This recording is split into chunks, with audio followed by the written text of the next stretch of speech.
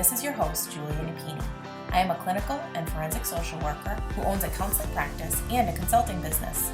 In this show, we discuss the challenges of being successful in business while maintaining your integrity and staying true to yourself. Join me while I interview other professionals and share insights from life and experience.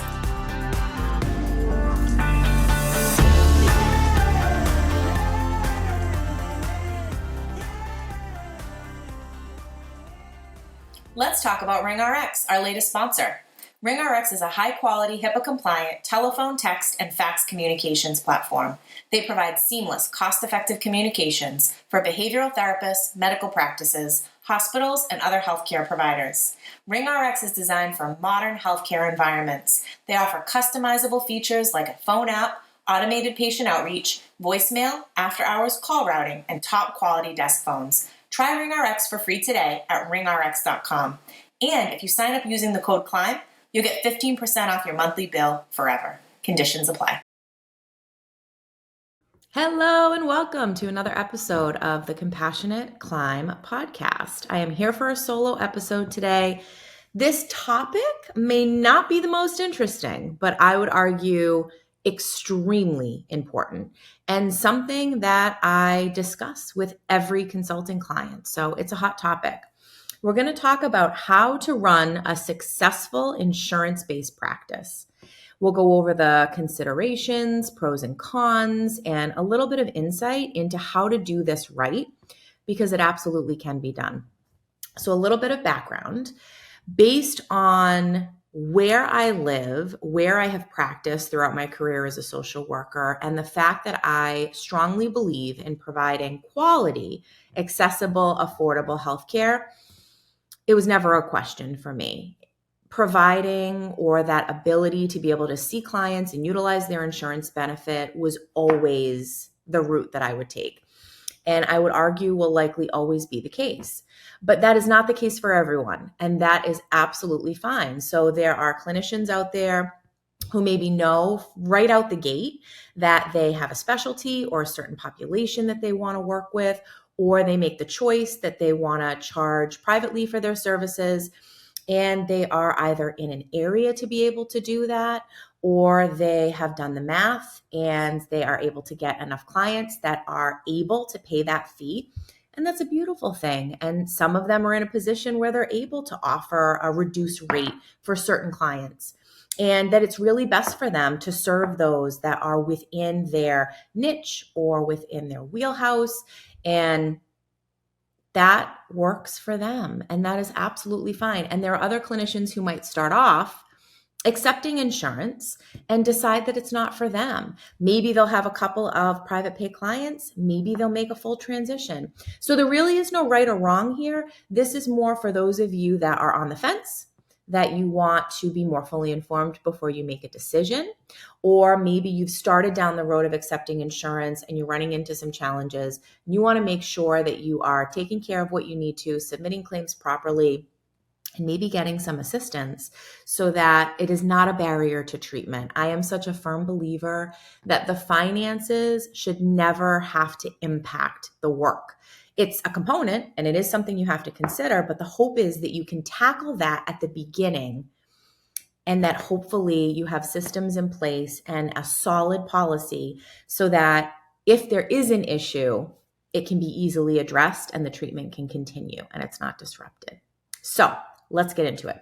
So first, we're going to talk about the pros of accepting insurance in your practice. So first and foremost, larger referral network. I can honestly tell you that from the time I opened my doors until the present day, referrals have never been an issue. I could not invest a dime in marketing and still have a plethora of people that are seeking out services from our practice. So currently at this very moment, we have a waiting list of 160 people. We get an average of 40 referrals every single week. And this is all very helpful information for me to know being a group practice owner, because I would not hire someone if I couldn't ensure that those referrals are going to be there and that we can guarantee a full caseload, and that we can also get a breakdown of the age range of the clients on the waiting list. We can get a breakdown of the insurances that they have. What is their availability? Can they come during the day or only in the evening or only on the weekends? And so we can really customize who we hire to meet the needs of the clients that are already there, ready to go. So that's a big one. So when you get on an insurance panel, you will now be a part of their directory. And so when someone who has that insurance is seeking out services and they put in their zip code, you will show up. So that will obviously be helpful in and of itself. But then beyond that, if you're advertising on Psychology Today or social media or on your website and you list that you take insurance, there are so many more people that can access you. And if you are providing quality services, and if you do connect with some other providers in your area that accept that same insurance, then it's a no-brainer for them to use you to have continuity. There are no shortage of long-term clients. So one very significant difference that I would argue has a lot to do with how those mental health services are being funded are the length of time in treatment. Now, is this always the case? No. But we could argue that clients who are paying out of pocket for therapy are likely to come into that process with a different mentality. That there is this level of investment, and they really are, we would assume, prioritizing that session and that work because they're paying for it. Not that this is the case across the board. We have very committed clients that are utilizing insurance to fund their treatment, but it's definitely an interesting thing to conceptualize. And I've had a lot of conversations with clinicians from both camps, and there does seem to be that trend.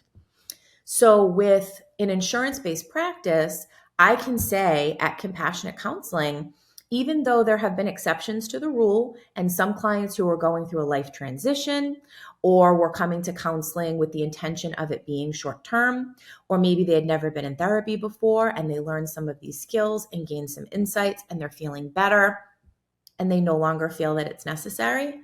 But the vast majority of the clients that we see are in therapy for an extended period.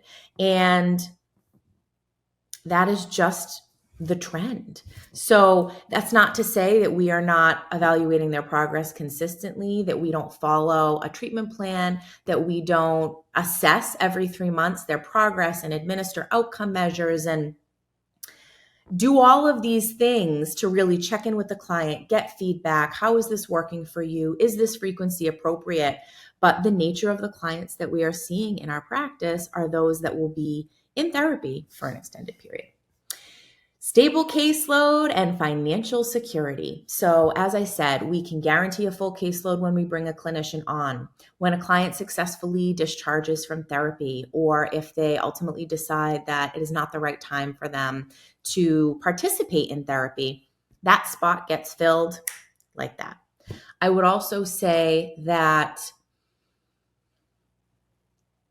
there is no shortage of individuals, especially if you have that waiting list or you have those solid referral sources in your community, that if there ever is a time where you need to fill spots in your schedule, those clients are there. Accessibility for low-income clients. As I said in the beginning, this is an important one for me. Now, not all clinicians have a desire to work with individuals that are in this category, but what I can say is that they are deserving, without question, of quality mental health treatment. And very oftentimes they are served by a community mental health agency. And not that there's anything wrong with that, but I think we are all aware that there's high turnover from the clinicians. They don't tend to remain in community mental health on average for an extended period. For most people, it's a great learning opportunity, either as an internship or shortly after they graduate. But very oftentimes they branch off and they're either joining a group private practice or starting their own practice, or maybe changing the course of their career and doing something different. So with all that being said, it has been very rewarding to serve this population in a private practice setting, doing it the way that we've done it. And we'll talk more about that. It also builds the reputation of your practice. So you're very likely to be that go-to and be at the forefront of other providers' minds once you've been established for a period of time and you're providing quality therapy for people to refer to you and know that clients are in good hands. So the cons, I would say that one big one is the credentialing process. So for those of you that have been through this, you know what I'm talking about. When you know, you know. But credentialing is that process of getting on an insurance panel. And one of my biggest gripes with insurance is that there is no consistency across the board. Every insurance company operates as its own entity. And so their credentialing process, just like other processes, is going to be specific to them. And it never ceases to amaze me how each of their applications are different. Some want them faxed, some want them emailed. The information that they ask is even different. The length of the applications, what you have to submit with the applications, processing time, etc. So it's a process that you can, without a doubt, get a grip on. And especially if you've credentialed multiple clinicians like I have, it becomes like second nature.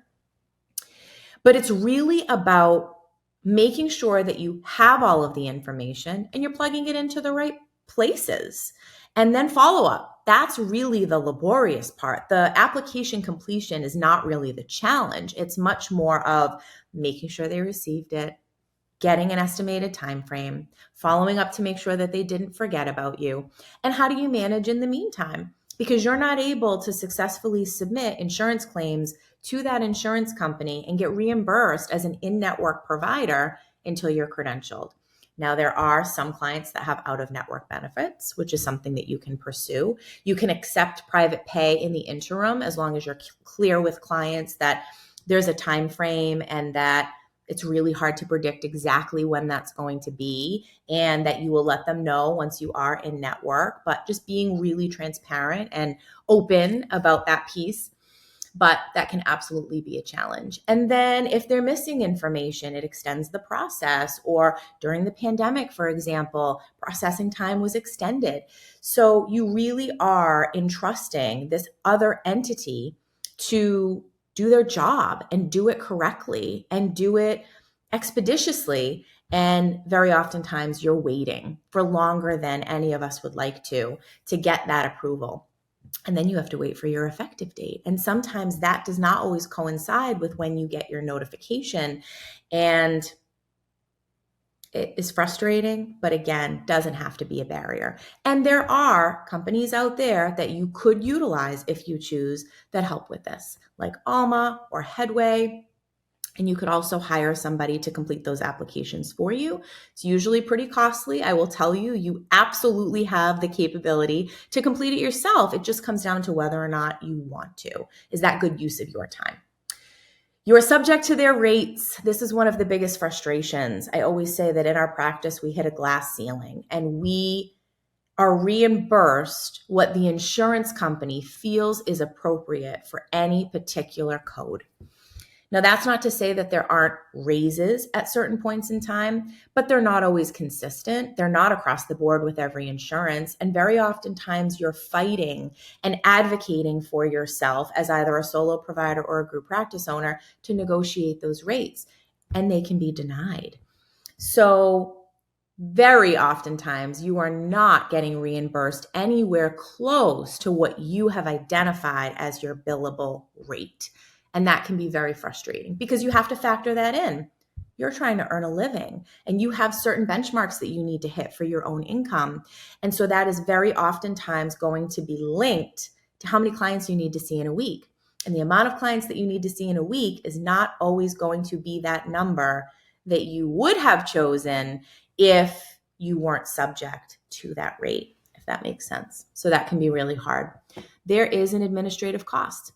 Even if you, as a solo practitioner, is doing every aspect of this process, credentialing yourself, submitting insurance claims, following up if there are ever denials, entering in payments, there is a cost to that. Because even though you may be annually earning this number, if you base that solely off of the hours that you are seeing clients, you are missing time administratively that you are spending that money should be spread out to. So for example, if you're seeing 20 clients a week and you bring in X amount of money and you factor or do the math and determine your hourly rate, it's not accurate. You'd have to add in those extra hours that you're spending and it brings your hourly rate down. Or you could hire someone, and there are many billers out there. Many often charge a percentage of your practice revenue. So they take the process from start to finish. They'll verify the insurance benefits before you see a client. They'll submit the claims for you and ensure that they are submitted properly. And then if there is a denial, they will likely follow up. But that can be up to 7% of your practice income, which is a huge expense. So you really have to decide, is that affordable for you? And is that money that is worth you spending? There are also billers that charge by the hour. So there are companies, there are individuals that you could find. So it is definitely an option if this is something that is a deterrent for you. It doesn't have to be. You can find someone that can take care of that for you. The payment period and delays. There was a huge cyber attack recently, and it affected multiple insurances. And fortunately, it did not impact our practice because of the electronic health record system that we use and the clearinghouse, thank goodness. But several of my peers and colleagues were out thousands of dollars and waiting for the insurance company to resolve that issue before they got paid. And they had to pivot and find another way to submit those claims in the interim to ensure that they got paid. That can be a really hard way to earn a living and make money when you can't always predict or anticipate when it's coming and how much. And there are delays. There have been times where, let's say Monday is the day that I get reimbursed for one particular insurance, and the payment just doesn't come, and you don't get it until several days later or the next week. Do you think that they notify you that there's been an issue or that you can expect a delayed payment? Absolutely not. So it happens. It's not frequent, but just knowing that that is a possibility, it would behoove you to have some money set aside in your account saved to help you during those challenging times. And especially if you're a group practice owner, because you are responsible for paying your team. And there's that understanding that it's not their fault, the clinicians, and they did the work and they deserve to get paid. And they're expecting that you as the practice owner or your biller or your administrative team is working on it. And so you really need to have those reserves. And the process to resolve issues. I could go on and on about this. I'll keep it short and sweet. It is one of the absolute most frustrating processes I have ever experienced in my career. What my experience has been, you'll get on the phone with a customer service representative from an insurance company. Very oftentimes, they have very little understanding of what we do, but also very little understanding of how the insurance works. They are literally in customer service. So they're taking down your information, they're listening to your concern, and very oftentimes they are simultaneously typing to someone else in another department that is instructing them on what to say. But let's say in an ideal scenario, you get someone that does have a clue. They advise you on the issue. So they look it up in the system. They'll let you know why the claim was denied. Maybe they fix the issue. Maybe they resubmit the claim or submit it, for reprocessing. But very oftentimes that doesn't resolve the issue. And so you as the clinician have to be mindful of that, follow up if it doesn't get paid in the next pay cycle, reach back out to the insurance company to follow up. You're very rarely speaking to the same person. You're sharing the entire scenario over again. Always keep the name of who you spoke to, the date and time of the call, the reference number if they give you one, always ask. But even still, you feel like you're starting from square one. And 9 times out of 10, I get completely different instructions from this person that I'm speaking to as opposed to the first person I spoke to. So it can be infuriating.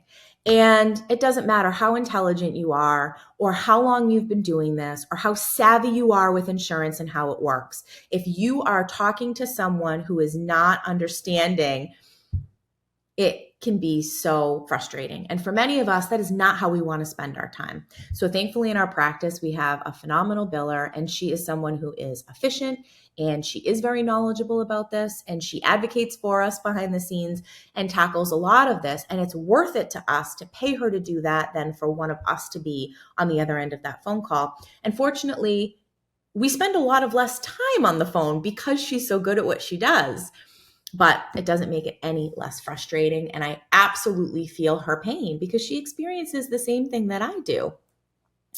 So steps to accept insurance in your practice. If you ultimately decide that it's something that you want to try or it's something that you really believe in, here's what it's going to look like. So you're obviously going to need your national provider identifier. So all of us get assigned one or register for one when we become a clinician. You're going to need, obviously, your employee identification number, or if you're a sole proprietor and opt to use your social security number. You'll have to have your business address, whether that be a physical brick and mortar or whether that be a virtual address that you use. Most insurance companies do not want a PO box, just an FYI. Your phone, fax, and email for your practice. Make sure that they're all HIPAA compliant. You're going to need your professional liability insurance. Most insurance companies require a minimum of $1 million per aggregate and $3 million per claim, and they're going to want the face sheet. You want to have your business bank account ready to go because you're going to need to enter that information for when they pay you. CAQH. So this is a directory or database that holds all of your information that insurance companies will usually check for accuracy. And so you want to make sure you have your profile established and updated and that you attest every 90 days. And then you submit your credentialing applications. And so you want to make sure that you get the proper form and you submit it the proper way and that you have a number to follow up or an email to follow up to ensure that they receive it and get an estimated time frame of when it will be processed. And then you're going to determine how you want to bill. So there are multiple ways to do this. You can either submit the insurance claims through the insurance company themselves. So you'll get access to their portal and you can enter the information on there. We use an electronic health record. And so very oftentimes you can purchase one that allows you to submit claims that way. We find that extremely efficient. It's an all-in-one. The claim form very easily gets generated from all the information that's already entered into the client's chart, and we just have to enter the modifier and hit submit, and we can track the claim from every stage in the process, which is a beautiful thing. Or you could submit them manually if you choose. So it's really up to you. You want to set your rates. So even if you're going to be a strictly insurance-based practice, you still need to determine what you are going to be billing the insurance company for each particular CPT code. What are you going to bill for an intake, for a session, for a collateral call? And so making sure that the rate you set is always higher than what is on your rate, contracted rate through the insurance company. For example, if your rate is $120, let's say, and the insurance company would reimburse $140, if you submit $120 on your claim form, that's all they're going to pay you. So make sure that the numbers that you pick encompass all of your reimbursement rates from the insurance company. And you can request your fee schedule. Typically when you're contracted through the insurance company, so the credentialing process is complete, you'll get a copy of your contract. And contained within that contract, you will have their rates. So something important to keep in mind. And in the off chance that somebody comes to see you and chooses to not use their insurance company, you want to make sure you know what you're going to be charging. Then you wait for credentialing approval. I'm located in Massachusetts. We are an established practice in the eyes of all of these insurance companies, so I recognize that that expedites the process a little bit for us, but I would say it can take anywhere from 1 to 6 months. That's going to be different depending on where you are, depending on what insurances you take, but definitely something that you want to account for. And then you want to set up the provider profiles on each of the insurance companies. Even if you decide not to submit claims through that insurance company's website, you still want to have access so that you can verify insurance benefits. Or if there ever comes a time that you need to do a little bit of investigative work and look up an explanation of benefits or find out why a claim was denied, you'll have the ability to do that.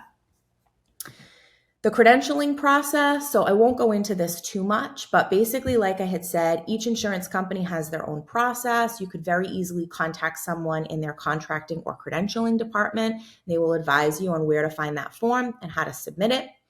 I would say that once you have all the information I listed previously, then you're ready to go. So you complete those applications, make sure that you get a contact person in credentialing or contracting so that you can follow up. A lot of times when you submit those applications online, they will give you a timeline and it'll show you each stage in the process. And then as they update your application, you'll be able to see that in real time, but that's not the case with every insurance. That's kind of an ideal scenario. So you'll want to come up with a system for verifying insurance benefits. So you can either contact the insurance company directly, provide all the client's information, and then copy down what they tell you. You can check it on the insurance company's portal that you'll have access to once you're credentialed. You want to make sure that not only does that client have active benefits, but you want to inquire about whether or not they have any cost associated with treatment. Just because they have insurance, it doesn't mean that those services are covered in full. There are oftentimes a copay, a coinsurance, a deductible. And so in my experience, most clients don't know this stuff. And if they do, it's the exception to the rule. So we have our administrative assistant gather all that information, relay it to the client, and work out the payment arrangement before they even step foot in our office or log into a virtual session. Because we don't want any surprises. And we also make it very clear in our practice policies that clients sign before they start treatment that if at any time they lose insurance coverage, they're responsible to pay what the insurance would have reimbursed us. And thankfully, because our administrative assistant is phenomenal and because we've really cracked down, that I would say we have a very high collection rate. And so she'll work out a payment plan with them because we take Medicaid and clients lose coverage all the time. So as frustrating as it can be, that's an example of how we've set up systems and processes and set people up for success in the beginning, been very clear about expectations so that when it happens, we've got a plan. If you are an out-of-network provider, so let's say that you are in that interim before you've been credentialed, or let's say a client reaches out and they want to see you for therapy and you had not chosen to be credentialed for their particular insurance. There is the option to potentially see them if they have out-of-network benefits and get reimbursed.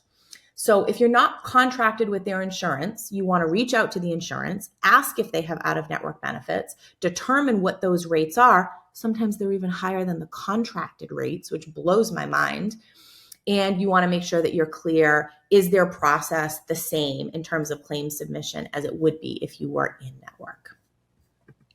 Then you want to submit the claim. So like I said, there are multiple different ways to do that. You can either do it directly on the insurance site, you can manually submit it, or you can do it through your electronic health record. Plug for Simple Practice. We have used it since day one, and I don't have any complaints. I couldn't be any happier with the program. So all of our claims get submitted through that electronic health record system. They get tracked through that system, and we've had really good luck. You also want to develop a system for tracking those claims. So if you use something like Simple Practice, that's easy. You can pull up a report at any time and find out what claims are outstanding and how long they've been outstanding. But if not, you want to make sure that you have a system so that you're not allowing claims to go an extended period without follow-up. And keep in mind that a lot of insurance companies have a timely filing period where if you don't submit the claim within that time frame that they've determined, they don't have to pay you. So on average, it's 90 days. So make sure that you're clear on that. Resolving insurance issues, so they will happen. And these are a couple of things that you can do to minimize the chance that there will be an issue. So standard filing, make sure you get those claims submitted as soon as possible. Ours gets submitted every week because of the size of our practice. When I was a solo practitioner, I was submitting them as soon as my note was done after seeing the client that day. Rejections versus denial. So a rejection is typically because there is an issue on the claim form. Maybe you don't have the correct address or zip code for your client. Could be because you submitted a diagnosis that the insurance does not reimburse for. Another frustration. You may have a diagnosis that is completely appropriate for your client, like gender identity or relationship issues with their partner. But if the insurance company is not willing to reimburse for that, it gets rejected. So those are some possible reasons. And that just means you need to correct whatever the issue is and resubmit the claim.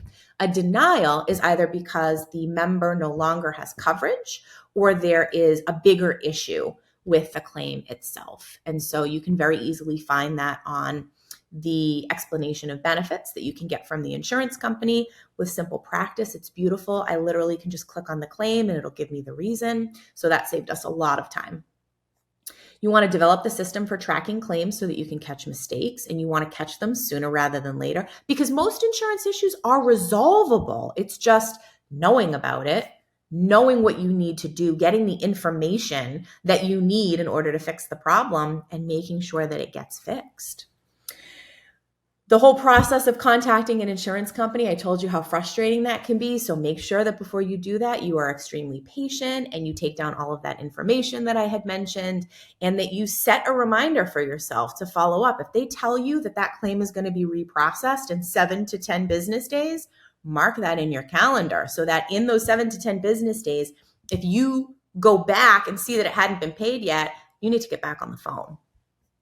Checking in with clients the beginning of each year to determine if their insurance has changed, if they have a deductible and it's reset. Anytime a client mentions that they are switching jobs, or let's say getting married, or experiencing some sort of a significant life event that might warrant a change in their insurance coverage, make sure that you check in with them about that. Because in our experience, most clients do not proactively tell you. You don't find out that there's been a change until a claim gets denied. And there's a time frame that you have to work with. So that can be challenging. And always keep a credit card on file so that in the event that there is an issue, and we always make sure we get permission from clients before we charge anything, but that you have a plan B if there is an issue and the claim has not been paid. Tips to prevent recoupment. So recoupment is when an insurance company, for a variety of reasons, is going to take back the money that they reimbursed you for the services you provided.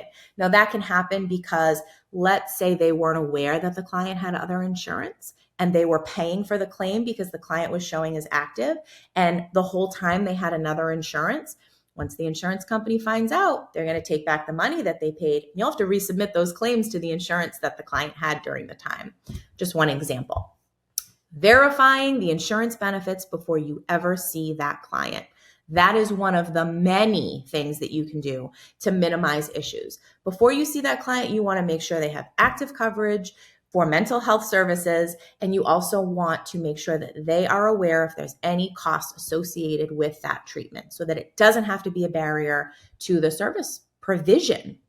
Educating your team and educating yourself on claim requirements. So you want to be familiar with the 1,500 claim form. You want to know where to put everything and make sure that it's entered properly. You want to make sure that you understand the diagnoses that are billable and understanding rendering provider versus who you're billing under. So all of that's important. Filing your claims quickly as soon as you can so that you have plenty of time to know if there's an issue and fix it and ensure that you get paid. Ensuring that clients meet medical necessity and document that accordingly. So when you are an insurance-based provider and you are under contract with that insurance company, they are expecting that in order for you to provide services to that client, they meet medical necessity, meaning that they have a diagnosis, meaning that there is a goal-oriented treatment plan in place, meaning that the services that you are providing are appropriate for that client based on their presentation and their level of need, and that you are documenting changes in their symptomology and justifying the treatment that you're providing in your notes. And so at any time, an insurance company can request those progress notes or that treatment plan, and they can take back the money that they paid you if the client did not meet medical necessity. We could have a whole separate episode on that, but that's a little overview. Maintaining a treatment plan with measurable objectives. So making sure that on your treatment plan, there are time frames on there in terms of when those goals will be met, and that they're very clear and relevant to whatever that diagnosis is, and that you have objectives and interventions that align with your goal, and that it's measurable. You also want to make sure that you are reviewing that on a regular basis with your client. Each insurance company has different time frames. We as a practice, as a standard 3 months, review every treatment plan, document any changes, re-administer outcome measures, the PHQ-9, the GAD-7, monitoring the frequency of sessions to ensure that it's appropriate based on symptomology and functional status. If you've been seeing a client for several months on a weekly basis and they have consistently been doing well and reporting that their symptoms are well managed and there haven't been any major life events that have happened, then it might be appropriate to check in about the frequency of sessions and maybe decreasing that, and knowing when it's appropriate to transition someone from consistent therapy to a check-in, or maybe to transition them to maybe some other supports outside of therapy. So always including that in your process. And then confirming that there is no less intensive or more appropriate level of service that can be safely or effectively provided. So if you have a client that is really struggling and maybe they ultimately need more support than you can provide, it is our responsibility to make sure that we are helping them to find that, whether that's an intensive outpatient program or a partial program, or maybe they benefit from a support group or a case manager in the community. So, couple of tips. And finally, identifying a biller. It's not something that you have to do alone, just like with credentialing. Like I said, if that's not something that excites you and you're like, I could totally do that and I'd rather do it myself and save the money than to have somebody else do it for me, all the power to you. But there are qualified people out there that can take this stuff off your plate. So it is helpful to start submitting your own claims just so you can get the hang of it. And then when you hire someone, you know you're getting your money's worth and you have an idea of the process. So if there's an issue, you're privy and you don't need that person to teach you. You already know. Asking other clinicians for recommendations, that's a big one. You want to hire someone that's reputable and that has proven effectiveness in doing this work and not just taking their word for it. You want to find someone who's familiar with your electronic health record. So already bringing on somebody that had familiarity with Simple Practice and had worked with other clinicians that use that electronic health record was a no-brainer for us. Requesting references, obviously checking to make sure that that person has proven success doing this work. Determining if they're going to be paid hourly or percentage-based, and that's largely what is affordable for you. How many clients are you seeing? How many claims are going to be submitted each week, each month? And then drafting a contract so that it's very clear about what you expect of them and what they can expect of you, and having them sign a business associates agreement. So that is basically saying that they agree to maintain confidentiality and that the work that they're doing with you remains within your practice. So hopefully that was helpful. This is a little bit of a longer episode than usual. This is actually coming from a workshop that I have provided to the National Association of Social Workers. And it had been coming up a lot in my consulting work. And so I figured it would be an appropriate topic to bring up in this forum, because the majority of you, I would assume, are either deciding whether or not to start your practice, are in practice, but maybe struggling a little bit or having some challenges that you're facing, maybe considering a group practice.